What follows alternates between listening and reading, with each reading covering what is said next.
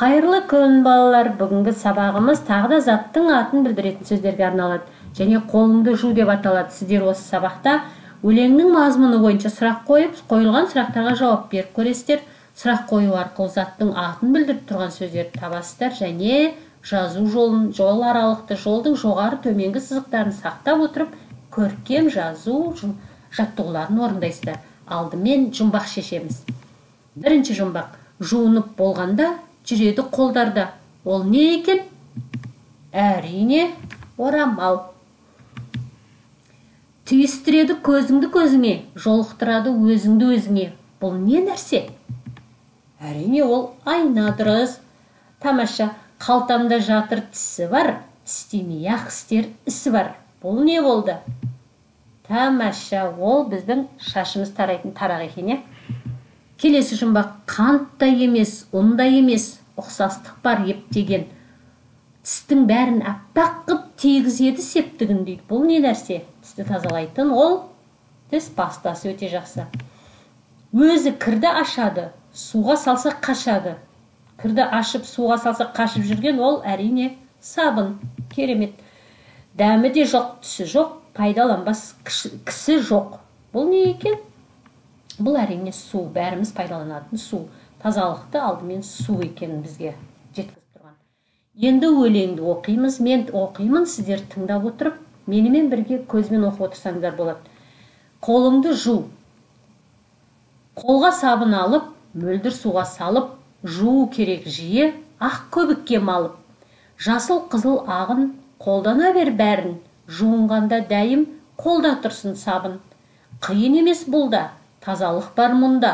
Таңда, түсте, кеште, қол жуудан тынба деген өлеңді сіздерге Серікбол Хасан ағаларың жазған екен.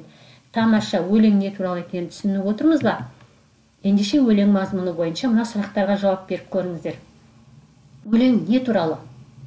Әрине сабын туралы, Тазалықты үнемі сақтау үшін не істеу керек екен?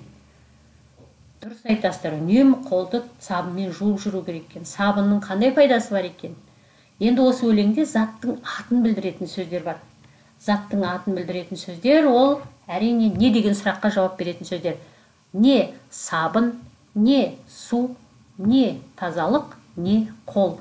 Міне, заттың атын білдіретін сөздерді тауып алдық. Тамаша. Енді мына бейне жазбаны кідіріске қойып, өлеңді оқып көріңіздер, мәнерлеп. Сосын бос уақыттарыңызда осы өлеңді жаттап алыңыздар. Бұл сіздерге тазалық сақтауға көмек. Тек жаттап қана қоймай, осы өлеңнің мазмұнында берілген барлық іс-әрекетті қайталап, жаттап, сақтап, қайталап істеп жүріңіздер. Сосын сергіту сәтін жасаңыздар міндетті түрде. Ал енді дәптерді ашып, мөлдір, көбік деген сөздерді мәнерлеп, көркемдеп жазамыз. Жазу барысында сөздердің жоғарғы төменгі бөлігін, әріптердің бір-бірімен байланысатын сызықтарын қалдырмай жазамыз.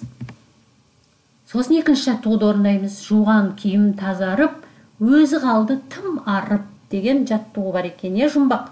Бұл жұмбақтың жауабы не болды? Өте дұрыс. Тамаша. Жұмбақты жазсақ, сөздерді көркем жазып отырсақ, біз керемет баламыз. Енді үшінші жаттығуда су, сабын, сүлгі, тарақ, айна деген тазалық сақтайтын құралдарды көркем жазуға беріліпті. Бұны да біз көркем жаза аламыз. Ал келесі тапсырмада әрбір суреттегі заттардың бірінші әріптерін қойып шықсақ, мына тор көздерде бір сөз шығады екен. Ол қандай сөз шығады? Тауып көріңіздер. Өте жақсы. Енді осы сөз туралы біраз ойларыңызды бір-бірлеріңізге пікір айтыңыздар. Тамаша. Енді өздеріңізге шығармашылық тапсырма беріледі. Мына сөздерді оқыңыздар, сосын осы тақырыпқа қатысты сөздердің суретін салыңыздар. Демек біз ненің суретін саламыз? Алма, сабын, сүлгі, күшік. Осы заттардың суретін саламыз мына екі тор көзге. Осы салған суреттерімізді мұғалімдерімізге немесе Гүлзина Жақсылыққызына жолдаймыз. Сонымен балалар, бүгінгі сабақта біз не үйрендік? Қолыңды жу деген өлеңді жаттадық.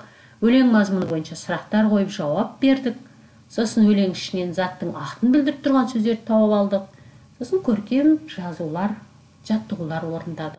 Сіздермен болған Гүлзина Жақсылық.